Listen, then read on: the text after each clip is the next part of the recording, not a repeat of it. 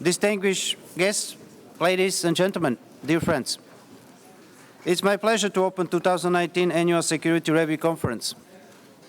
The agenda of the 2019 Annual Security Review Conference was distributed to delegations on June 20th with the reference number PC.DEC/1332.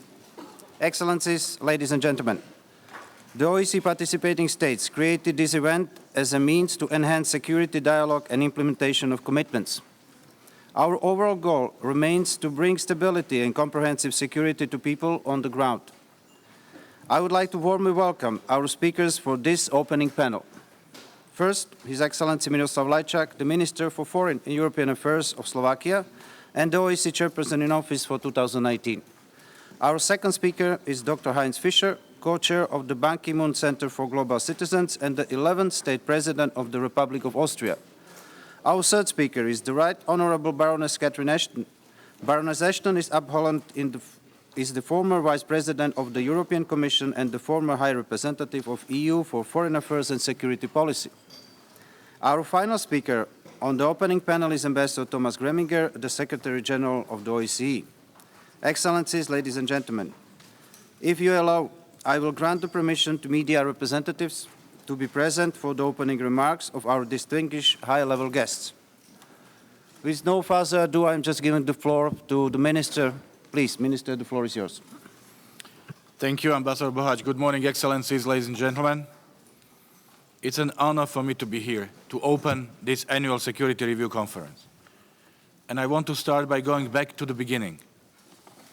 In 2002, foreign ministers from across the region came together in Porto, Portugal, and they decided to establish a new annual conference. They said it should review the work on security being done by the OSCE and its participating states, and enhance dialogue based on the current challenges and developments. So that is what we are here to do for the coming 3 days. As you all know, the Slovak chairmanship has now reached the halfway mark. And let me name two personal highlights along the way. Since I gave my opening address last January, we have visited all OSCE field missions, as well as areas of crisis and conflict. And through the recent series of chairs dialogues, we have also engaged with every participating state here in Vienna. We have learned a lot of lessons along the way. And to frame our discussion today, I will share three of them. The first lesson is that our toolbox is already quite full. We have many mechanisms, forums, and processes at our disposal. Some have been a core part of the OSCE acquis since the organization was founded in 1975. For example, conventional arms control and military transparency.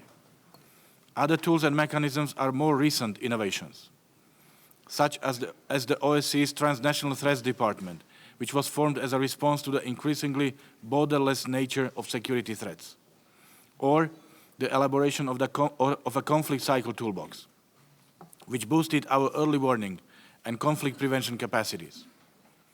Another example is the creation of the structured dialogue 3 years ago.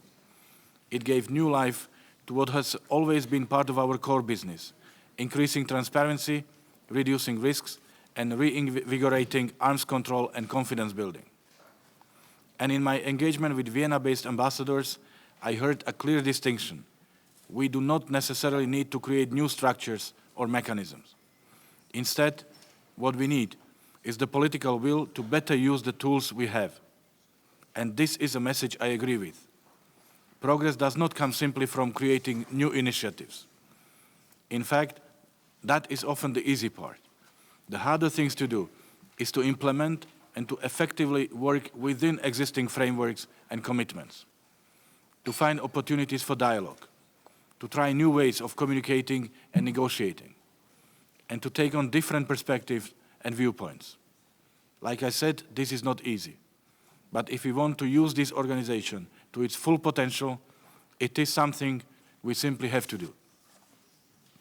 The second lesson I want to share today is that there is also a whole world outside of Vienna, one that maybe we do not hear or see enough of in this building. Over the past 6 months, I have visited the missions on the ground, and I have felt genuinely inspired by their dedication to our core work of preventing and managing conflict.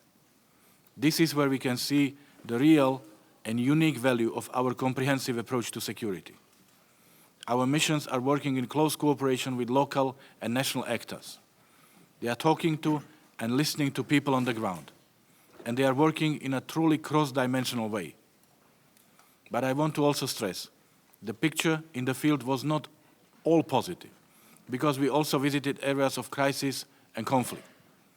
Many people continue to suffer from the crisis in and around Ukraine. This is a crisis which some years ago seemed unthinkable, but it is now the reality for too many people on the ground. In Georgia, hopes for a resolution to the conflict seem, after 10 years of inertia, to be dimming. Despite some progress in the Transnistrian settlement process, a resolution is still too far away. And in the Nagorno-Karabakh conflict, daily life continues under a dark cloud, with an ever-present risk of escalation. Something struck me on these field trips, which is that in the face of real human suffering, a lack of dialogue is unjustifiable. When you see an old woman climbing a broken bridge, or a young person who has never known real stability, our red lines and our silence hundreds of miles away speaks volumes. That's why we need to continue with dialogue, even when it is difficult. In fact, especially when it is difficult. I think this is an important message as we kick off the OSCE's flagship annual dialogue on security. And it is also one that I plan to stress when our chairmanship hosts your foreign ministers in Slovakia this July for our informal ministerial gathering. My third and final message today is on the threats of tomorrow. There are uncertainties ahead. Terrorism and extremism continue to evolve and adapt. The ways and means of warfare, from hybrid threats to cyber attacks, are changing at a rapid pace.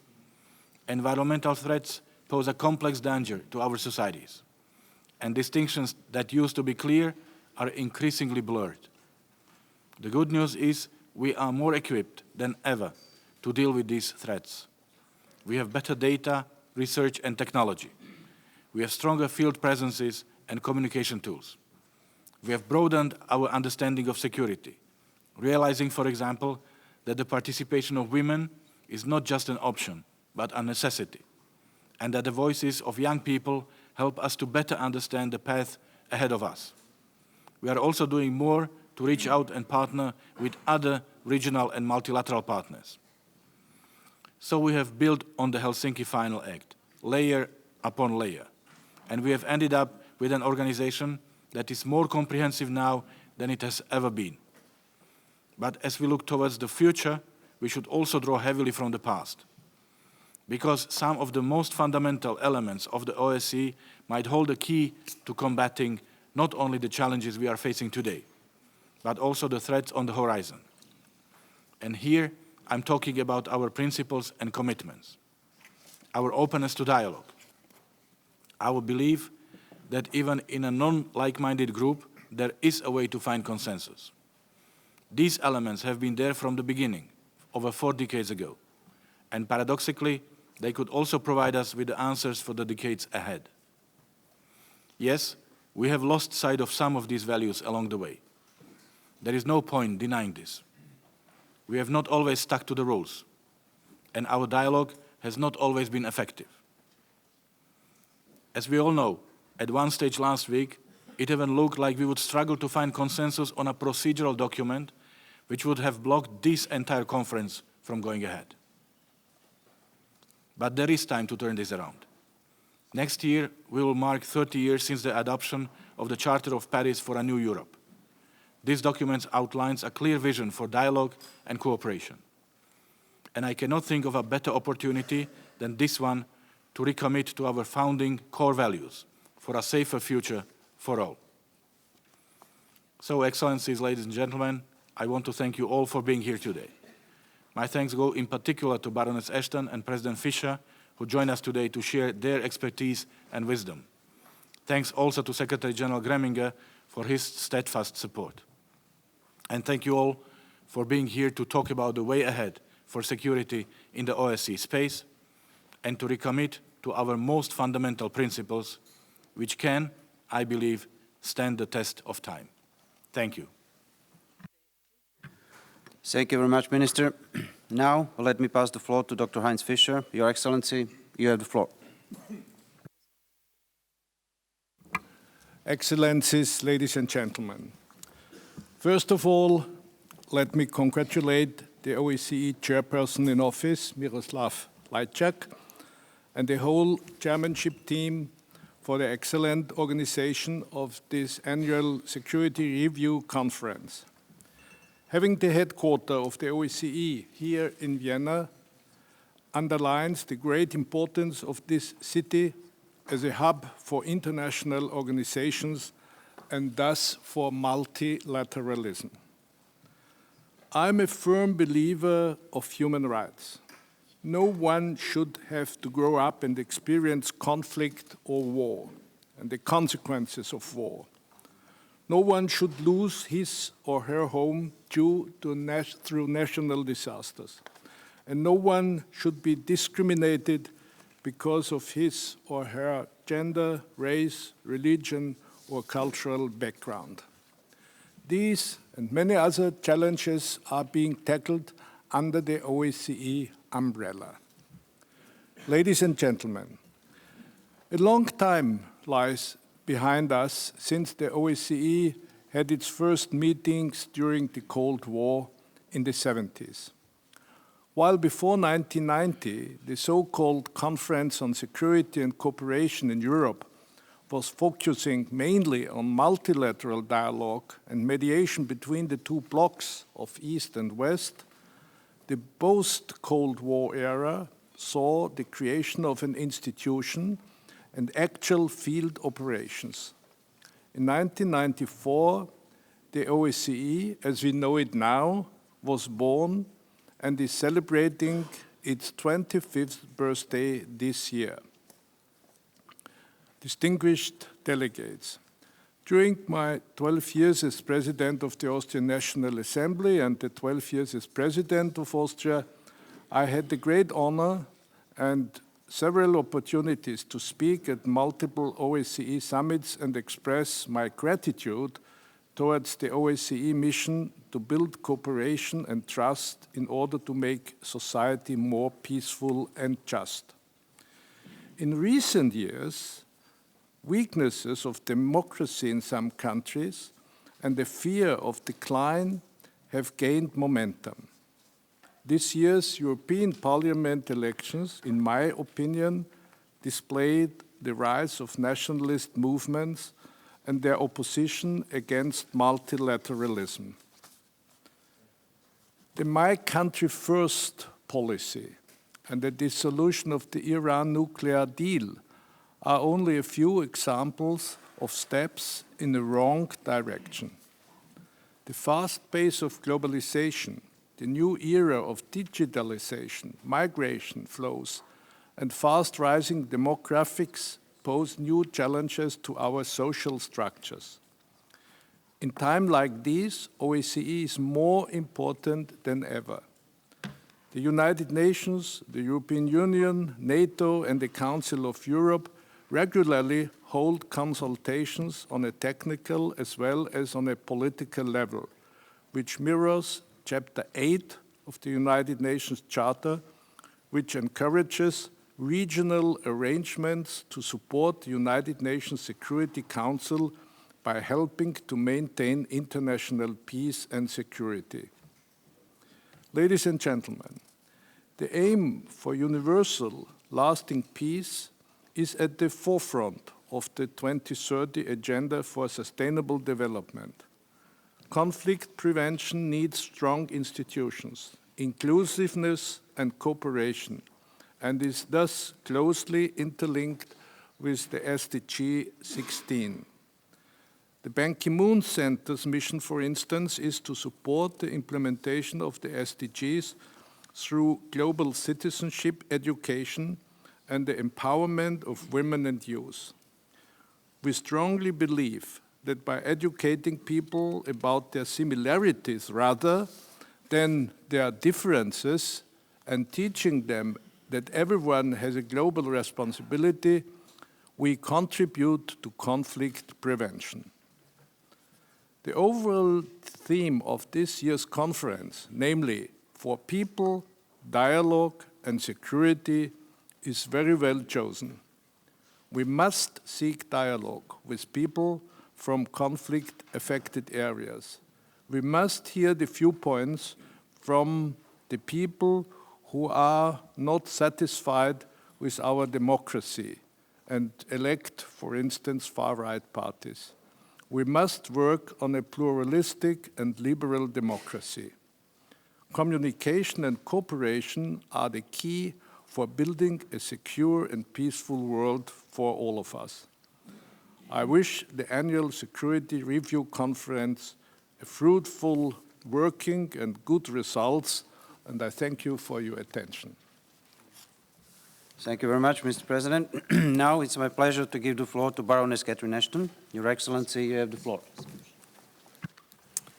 Thank you, Chair. Can I begin by saying how deeply honoured I am to have been invited by the Chair-in-Office to come to the OSCE. It's some time since I sat in a room with so many nations with whom I had the privilege to work, to deal with, sometimes perhaps to annoy during my time in office. I want to recognise the role that the OSCE plays in striving to help ensure security and stability. It's facilitated dialogue, its cooperation among all the nations represented here is incredibly important and significant as we think of the conflicts and problems that we face. I want to wish you all well for this important dialogue conference over the next 3 days. You will be dealing with and discussing very important issues. But I know as the conference goes on that your thoughts, as mine have done, will turn to the staff teams on the ground. It is no surprise to me that this particular Chairman-in-Office visited all 16 missions. I have known Minister Lajčák a long time. I know too how invigorated he was by meeting so many dedicated individuals. They work often in extremely challenging circumstances on your behalf, and I know that you would want to wish them well and pay tribute to them in the course of your discussions over these days ahead. I want to also say to the people here who are permanent representatives from your countries, as the Chairman-in-Office has said, it's important to think beyond this beautiful city of Vienna to the people in need who are relying upon your efforts to find solutions to make their lives better.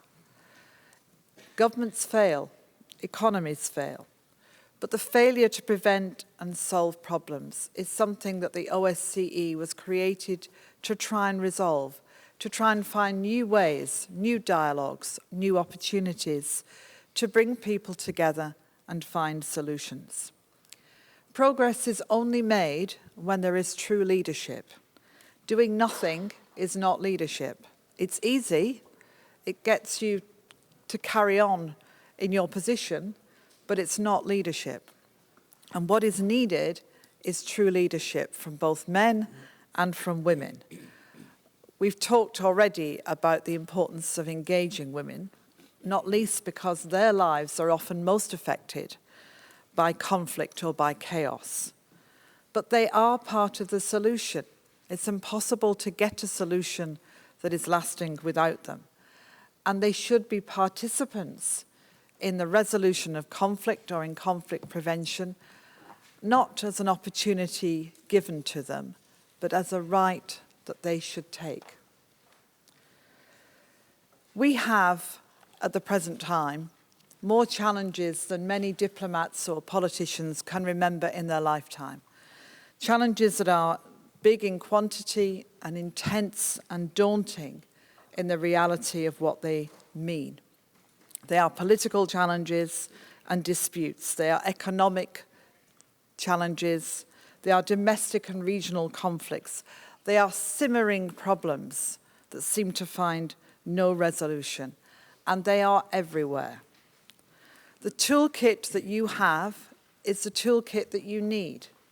Within your remit, you have the capacity for dialogue, for negotiation, for mediation, to be able to help support communities and people through times of crisis, to monitor, to challenge, to change. We know, effectively, Excellencies, we know how to do this.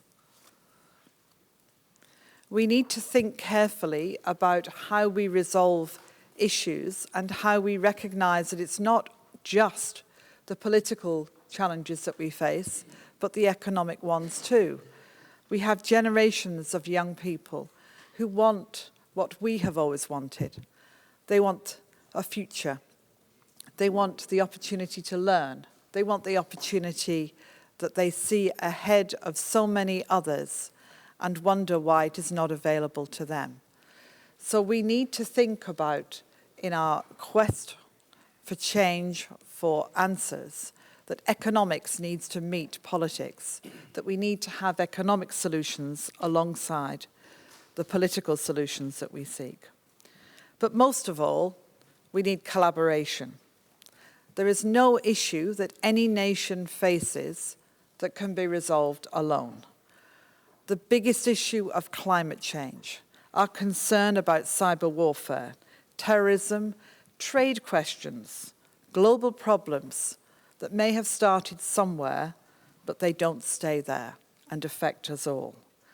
And the way that we resolve those issues is to bring together nations in organizations like this to sit, to talk, and to find answers, not to simply restate old positions or to sit back and believe that solutions will come because others act, but to be actively engaged in finding the answers. Mr. Chairman, most successes begin as impossible things. I have been involved in one or two where I was told it was impossible, and yet we succeeded. And we succeeded with the support of many nations in this room. The OSCE role is to make impossible a reality. You will need great leadership to do that. You will need enormous efforts to do that. But I believe it is possible, and I wish you every success in achieving it. Thank you. Thank you very much, Lady Ashton, for interesting and pertinent remarks. The final speaker for the opening session is Ambassador Thomas Greminger. Mr. Secretary General de Thomas, the floor is yours. Thank you, Mr. Chairperson. Excellencies, ladies and gentlemen. When we talk about security in the OSCE, we tend to think in terms of states. But what is really at stake is the lives of people, the lives of families, of children, of individuals, of communities. This is where security becomes concrete. We see this in the conflict in eastern Ukraine. The failure of the sides to respect the ceasefire continues to result in civilian deaths and injuries and severely limits access to basic necessities on both sides of the line of contact. The OSCE Special Monitoring Mission to Ukraine works hard to alleviate human suffering in addition to monitoring the ceasefire. Last year alone, the SMM brokered over 1,000 local ceasefires to enable repairs to critical infrastructure. After 5 years of fighting, there has been little headway toward a peaceful settlement. A renewed political impulse is urgently needed to achieve full implementation of the Minsk agreements. This would improve the lives of people affected by the conflict and stabilize the situation, and it would help to rebuild trust. We may now see signs of a new dynamic which could create new opportunities. It's now time for all sides to make goodwill gestures in order to create an enabling environment for moving conflict resolution forward. Achieving sustainable peace in Donbass ultimately depends on the political will of the sides, and this is also true for the protracted conflicts in our region. Constructive engagement by all parties in the existing mediation formats is crucial. Small steps to improve conditions for people in conflict-affected areas can help prepare the way for a peaceful settlement. And meaningful participation of women in peace processes results in more effective and in more sustainable outcomes. Dear colleagues, the OSCE is grounded in a vision of security that is comprehensive, that is indivisible and cooperative. States should not enhance their own security at the expense of others, and they are best served by confronting shared threats together. During the Cold War, our leaders understood that dialogue and cooperation are essential, and that deterrence alone will not work. Today, we must revive this vision of cooperative security. Concrete steps are needed to reduce risks and tension and to rebuild trust and confidence. Allow me to make 4 practical suggestions. First, increase military-to-military contacts.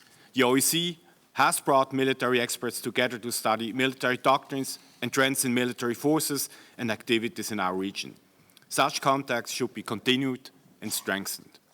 Second, prevent and better manage military incidents. There are already some successful bilateral incident prevention agreements between OSCE participating states that we could build on and complement.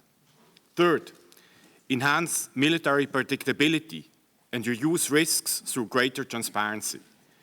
Failing to notify large-scale military exercises, including SNAP exercises in border regions, feeds suspicion about intent.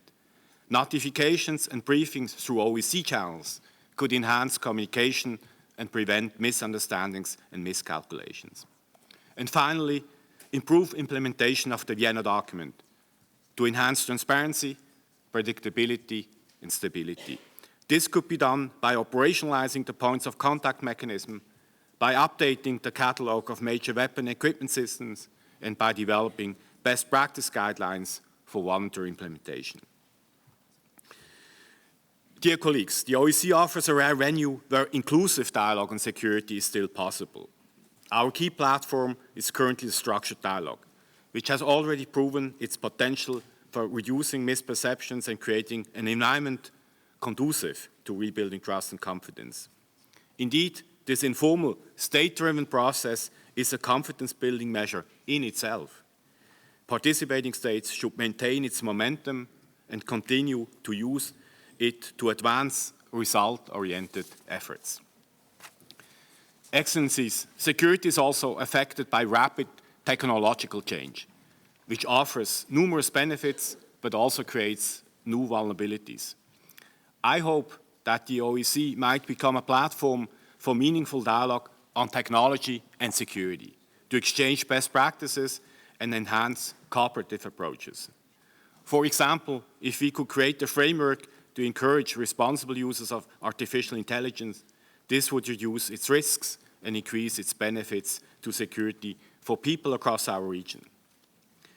The complexity and diversity of the challenges we face today calls for fresh ideas and for new approaches.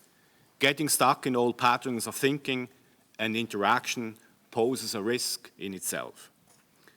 Increasing dialogue among states is absolutely critical. But we also need to engage a wider range of stakeholders to find solutions to the key security challenges of our times.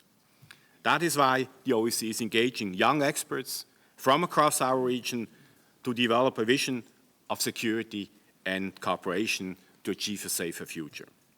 I also welcome the recent launch of the Track 2 Cooperative Security Initiative by the Vienna Office of the Friedrich Ebert Foundation and by GlobSec. Cooperative security offers the best prospect for a safer and for a more stable future for us all. But to get there, first we must rebuild trust. We must try harder to understand each other's perspectives and each other's fears. And we must also work harder to defend and to protect the principles upholding our security order. Throughout its history, the OSCE has been an instrument for stability. We have the framework, we have the platform, we have the tools for dialogue and cooperation. Participating states just need to use them. Thank you. Secretary General, thank you very much, and thanks once again to all 4 prominent speakers. in this opening session. We will now take a short break. Please note